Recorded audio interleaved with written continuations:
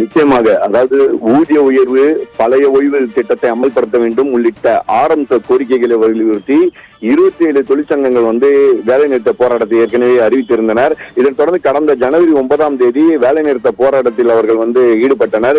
இதற்கிடையே சென்னை உயர்நீதிமன்றம் வேலைநிறுத்த போராட்டத்தில் ஈடுபடக்கூடாது என்பதை வலியுறுத்தி அந்த அந்த உரிய முறையில் பேச்சுவார்த்தை நடத்தி இதற்கு தீர்வு காண வேண்டும் என்று உயர்நீதிமன்றம் வலியுறுத்தியது.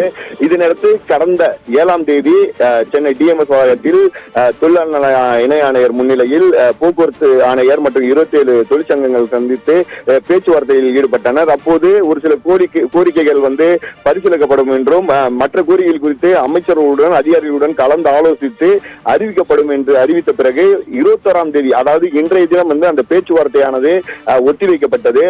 இந்நிலையில் இந்த பேச்சுவார்த்தை ஒத்திவைக்கப்பட்ட நிலையில் இன்று அதற்கான பேச்சுவார்த்தையானது துவங்கி இருக்கிறது. ஏற்கனவே கடந்த முறை சிஐடி மாநில தலைவர் சவுந்தரராஜன் செய்தியாளர்களை சந்திக்கையில் பல்வேறு கோரிக்கைகளை வலியுறுத்தியிருந்தார். ஏற்கனவே தாங்கள் போராட்டத்தில் ஈடுபட்ட போது அந்த போராட்ட தொழிலாளர்கள் பழிவாங்கும் நடவடிக்கையில் ஈடுபடுத்தக்கூடாது என்பதை நாங்கள் அந்த பேச்சுவார்த்தையில் கூறியிருந்தோம். குறிப்பாக 15வது ஊதிய உயர்வு குறித்து பேச்சுவார்த்தை நடத்த குழு அமைக்கப்பட்டுள்ளதாக அரசு தரப்பில் தெரிவிக்கப்பட்டுள்ளது. அதில் 14 பேர் இடம்பெற்றுள்ளதாக கூறியிருக்கிறார்கள் என்று அந்த செய்தியாளர் சந்திப்பில் போது தெரிவித்திருந்தார். இருந்த போதும் பழிவாங்கும் நடவடிக்கையில் ஒரு சில இடங்களில் ஈடுபட்டு வருகிறார்கள். அது குறித்தும் தாங்கள் தொழிலாளர் நல ஆணையத்தினரும் தெரிவித்திருந்ததாக கூறியிருந்தார். இந்நிலையில் தான் இந்த பேச்சுவார்த்தையானது தற்போது நடைபெற்று வருகிறது.